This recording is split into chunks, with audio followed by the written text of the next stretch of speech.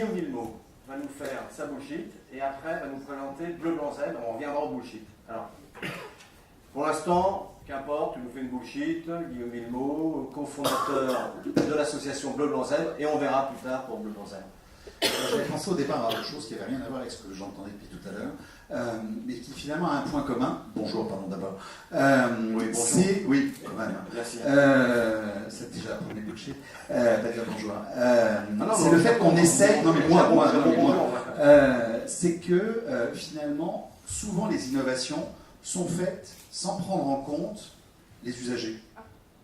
Je vais vous raconter une histoire qui date d'il y a très très longtemps. À l'époque, je travaillais pour les fromageries Belle, qui fait donc de la vache qui rit, et un directeur marketing brillant s'était dit, mais la vache qui rit, finalement, les gens en portion, c'est pas idéal. On a tous ce souvenir d'avoir ouvert les portions de vache qui rit, qui nous restaient sur le bout des doigts parce que la languette partait dans tous les sens, etc. Et donc, je vais inventer une autre façon de consommer de la vache qui rit. Ils ont dépensé beaucoup d'argent, ils ont travaillé là-dessus pendant très longtemps, et ils ont lancé une vache qui rit qui s'appelait Cheese, qui était de la vache qui rit en tube.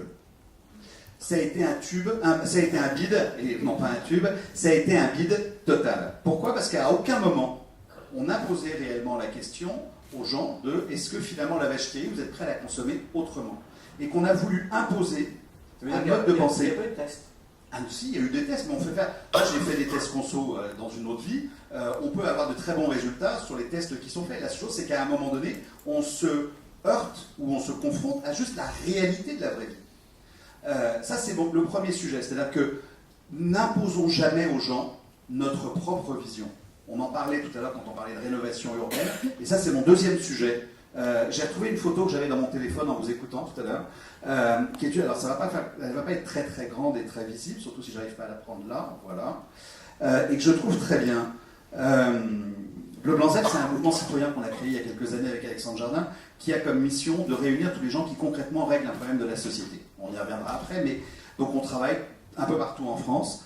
Et entre autres, il y a cette image que j'aime beaucoup. Il y a un truc dont on nous rebat les oreilles depuis des années qui s'appelle la résidentialisation des immeubles dans les zones en rue.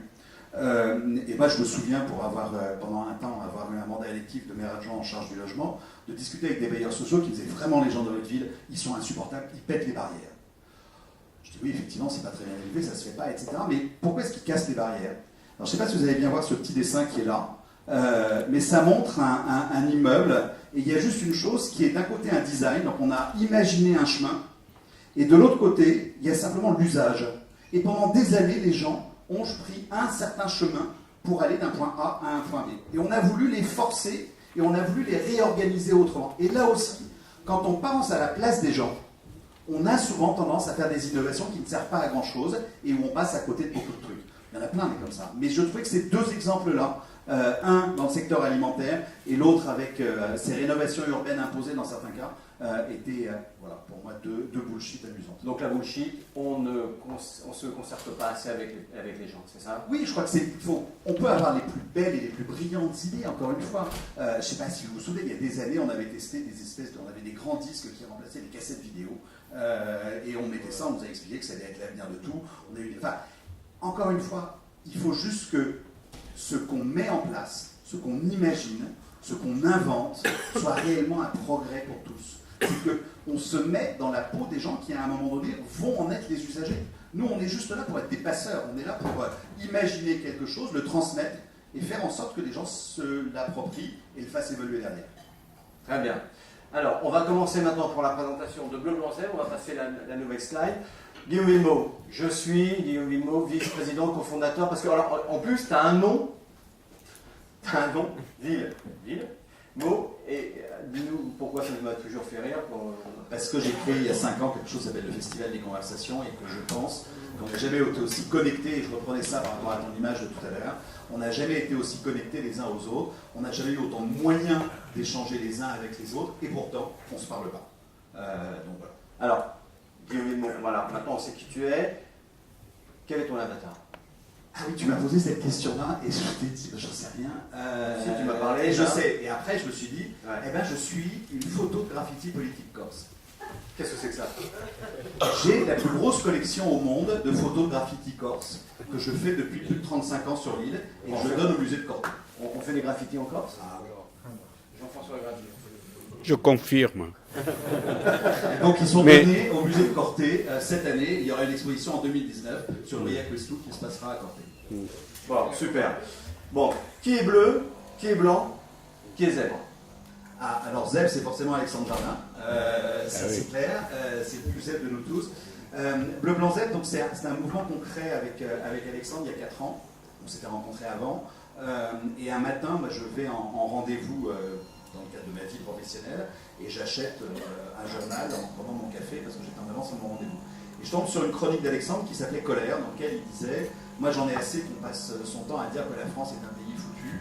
J'en ai marre que la seule image qu'on nous renvoie et qu'on se renvoie à nous-mêmes, c'est le fil d'infos en bas de BFM ou de iTélé. Et j'ai envie qu'on se dise qu'on est une grande nation, qu'on est un pays de gens qui innovons et qui savons régler les choses. J'en ai assez aussi qu'on attende que les solutions nous tombent toutes rôties et à nous de nous prendre en main et d'agir. J'ai fait une chose que j'avais jamais faite toute ma vie. Je lui ai envoyé un mail le soir même en disant écoutez, votre article m'a profondément marqué, bouleversé dans le vrai sens du terme. Vous faites des trucs dans votre coin, moi j'en fais dans le mien, et si on les faisait ensemble? Et ça a démarré 2 jours après, on s'est retrouvés au Vepler, qui est la grande base de vie d'Alexandre. On a pris un café ensemble, je suis reparti dedans en disant ce mec est complètement cintré, mais il y a quelque chose, il y a une idée. Et on est parti comme ça, en disant réunissons, en se moquant totalement de la structure des gens, en se moquant de savoir si c'est une association, si c'est une entreprise, si c'est un élu local. Réunissons tous les gens qui concrètement règlent un problème de la société en France. Et Dieu sait si ce pays est imaginatif et créatif de solutions. Et donc c'est parti comme ça et on a créé Bleu Blanc Z comme ça. Au départ, on lance Bleu Blanc Z, donc il y a 4 ans maintenant, avec 15 actions sur la plateforme. Donc c'est un site internet sur lequel on dit aux gens, venez faire votre marché. Que vous soyez un élu local, que vous soyez quelqu'un investi dans un quartier, un patron de syndic de copro, une amicale de locataires, peu importe, venez et voyez si sur ce site-là, vous n'allez pas trouver une action qui va venir en complément de ce que vous faites déjà. Et autre chose que l'on propose aux gens, c'était de s'engager 1 minute, 1 heure ou un jour en disant dénoncez les gens bien, dénoncez les bonnes pratiques, ça changera. Dénoncer les gens qui, à côté de chez vous, que vous connaissez, règlent eux aussi un problème de la société. Il y a eu beaucoup de dénonciations positives, il y en a plein. Il y en a plein. Aujourd'hui, sur la plateforme, on a à peu près 300 actions. Alors, ce n'est pas le Guinness des records, c'est que simplement, on en labellise à peu près une dizaine par mois. Le prochain comité est demain matin. Et on a signé des accords avec à peu près 80-90 territoires en France. Alors, signer un accord, c'est quoi? Ça veut dire qu'on vient voir et on nous appelle. C'est-à-dire que nous, on ne demande rien à personne, ni argent, ni rien. C'est encore un mode de fonctionnement un peu particulier, je reconnais, et qui change en tout cas de l'habitude. C'est qu'on attend que les élus nous appellent ou que des citoyens nous disent « Nous, on a besoin de vous sur notre quartier, nous, on a besoin de nous dans notre ville, etc. » Un cas concret, un appel d'un élu. Bonjour, je suis Olivier Guéquer, je suis maire de Béthune. Je me suis engagé dans une politique de Smart City. J'ai un certain nombre d'idées, j'avance sur un certain nombre de sujets, mais j'y arrive pas. J'arrive pas tout seul parce que je peux mobiliser mes citoyens sur un certain nombre de sujets, mais il me manque des choses, ma raquette a plein de trous, donc venez m'aider à la compléter. Ça, c'est le dernier appel il y a 15 jours. Et l'action? Et l'action qu'on est en train de mettre en place maintenant, ce sont des actions autour du retour à l'emploi, via justement tout ce que le numérique et les smart cities, qui veulent un peu tout et rien dire aujourd'hui, sont capables d'apporter. Ce sont des actions qui vont travailler sur le tri sélectif d'ordures ménagères, et ça, c'est les 2 grands sujets sur lesquels on avance. Arras, toujours dans le Pas-de-Calais, le Turc nous a appelé, lui, alors dès le départ, parce qu'il a signé la charte des maires, l'appel des maires qu'on avait lancé au moment où on a créé Bleu Blanc Zèbre avec Alexandre. Lui, le Turc, nous a dit écoutez, voilà, moi je vous mets à disposition mon territoire et faites ce que vous voulez. On a implanté aujourd'hui, en 1 an, il y a 27 actions qui ont été implantées sur le territoire, mais surtout ce qu'on a fait, c'est qu'on a repéré des actions du territoire d'Arras qu'on déploie aujourd'hui sur d'autres actions. Et on a implanté aujourd'hui des actions qui vont depuis du logement avec un toit à partager, en passant par de l'aide au retour à l'emploi avec une action qui s'appelle SNC, Solidarité Nouvelle face au chômage, avec la création d'entreprises, avec Entreprenez votre vie, etc. etc. Donc c'est concret, c'est simplement, moi mon boulot c'est de marier des gens qui se seraient probablement pas connus avant et de créer ce qu'on appelle des bouquets de solutions ou des parcours. Donc on appelle. Alors imaginons un appel. Bonjour, monsieur Villemot. Oui, non, bonjour Monsieur Vimo. Oui, bonjour. Bonjour, voilà, je dois rénover un centre commercial. Alors, dans une banlieue, j'ai envie de faire appel à vous. Qu'est-ce que vous me proposez? Bah, d'abord qu'on se voit. Ouais, non, bah, attends, on a C'est le numérique. Ensuite, on se parle un peu. Ouais. Ah ouais, non, mais parce que le numérique, c'est bien. Mais le numérique n'a jamais autant donné envie aux gens de se rencontrer dans la vraie vie. C'est-à-dire que ça m'amuse beaucoup. C'est quand vous regardez les gens qui Non, alors sont en réseau. plus concrètement, face à un projet commercial. Non, mais face à un projet comme ça. Immobilier dans un quartier. On a, Rénovation ou. Ouais, on a par exemple une construction. solution qui a été développée à Angers par un de nos élèves qui s'appelle Paul In 49, qui a mis en place un processus pour son quartier au départ et qui aujourd'hui est déployable sur l'ensemble du territoire, qui est une capacité à impliquer les citoyens ou les habitants d'un quartier à être eux-mêmes les acteurs des propres questions à se poser. Parce que quand on fait de la concertation, on se rend compte que très souvent, on a énormément de mal à mobiliser les gens, que les gens ne viennent pas, que les gens ne se... Et qu'après, les gens disent « Ah ouais, mais vous ne nous avez pas demandé votre avis ». Alors le maire est toujours très content de dire « Mais si, on a fait, regardez, etc. » Chose qu'on n'a pas fait, c'est qu'on n'est pas forcément allé chez les gens, on n'est pas forcément allé en pied d'immeuble. Et quand bien même on va en pied d'immeuble, souvent, c'est compliqué que les gens se mobilisent. Donc là, Pauline 49, je ne rentrerai pas dans le détail, mais Pauline 49 a développé toute une méthode qui permet, avec efficacité, dans un quartier qui s'appelle Bamako, qui est dans Angers, a réussi à mettre en place tout un programme où il a impliqué l'ensemble des habitants sur des solutions qui sont sur la vie du quartier, sur des solutions autour du traitement des ordures ménagères et sur le tri sélectif, qui est souvent un vrai sujet sur lequel on a du mal à mobiliser les gens aujourd'hui parce qu'ils n'en comprennent pas l'intérêt. L'autre jour, ce que j'expliquais, moi j'avais été frappé, c'était quand on parle d'économie d'énergie dans des logements sociaux, par exemple. EDF a dépensé des fortunes de mobilisation, d'argent, de kits, de machins, etc., qui n'ont donné que de très faibles résultats. Bouygues Immo, je n'ai pas d'action chez eux particulière, a mis en place à Issy-les-Moulineaux, je l'ai visité en tout cas à Issy-les-Moulineaux, un compteur qui, au lieu d'être en kilowatts, est en euros. Résultat, c'est immédiat sur la consommation. Je ne comprends pas pourquoi cette action-là n'est pas présente partout en France. Parce que je vous jure que quand vous parlez d'économie d'énergie à des gens qui n'ont pas 100 € pour finir le mois, ça leur passe mais largement au-dessus de la tête et que le souci de la planète, pour appeler un chat, est vraiment très très loin de leurs préoccupations. Parce que eux, leur préoccupation, c'est d'avoir à manger tous les jours, c'est de pouvoir assurer un boulot ou trouver un boulot et de faire en sorte que leurs enfants réussissent scolairement.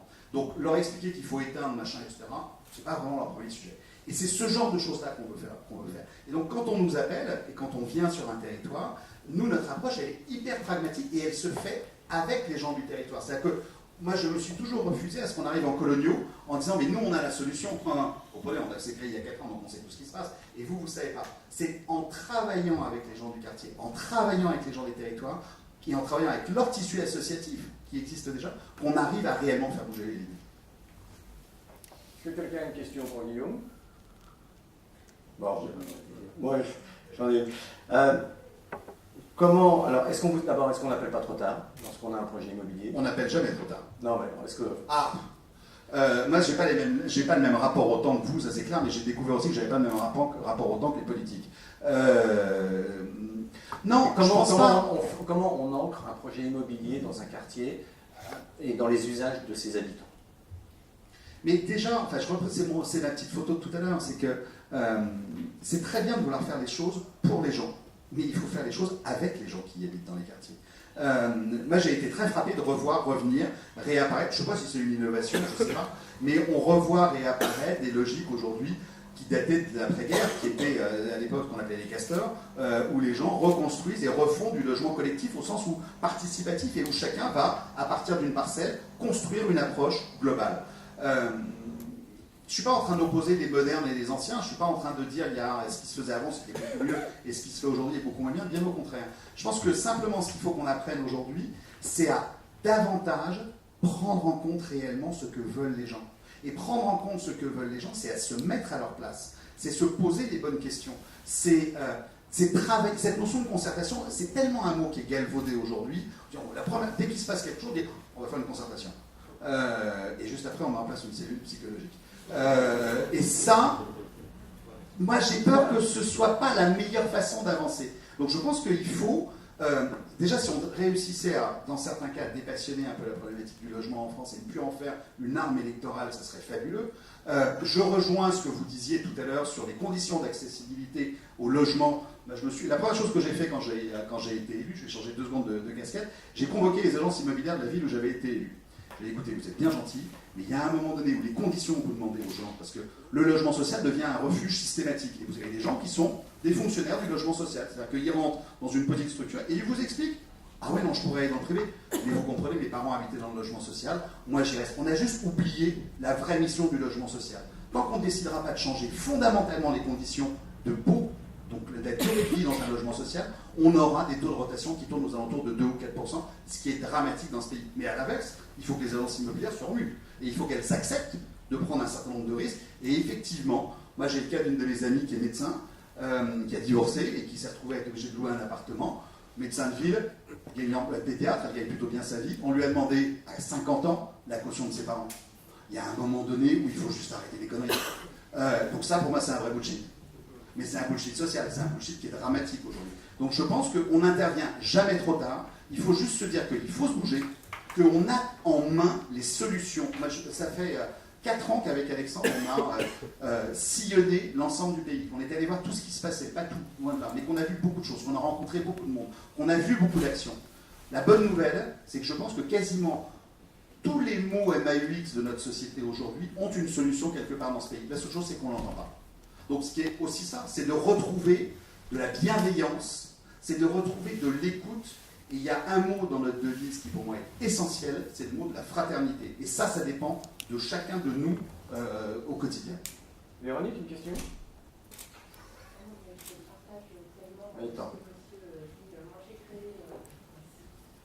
Alors, présente-toi, s'il te plaît. Oui, Véronique Guillemin, j'ai créé une petite association qui s'appelle La Belle Ville et qui fait du lien entre les promoteurs, les usagers et les territoires.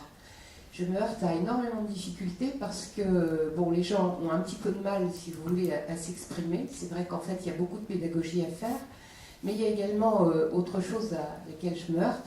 En définitive, c'est les politiques.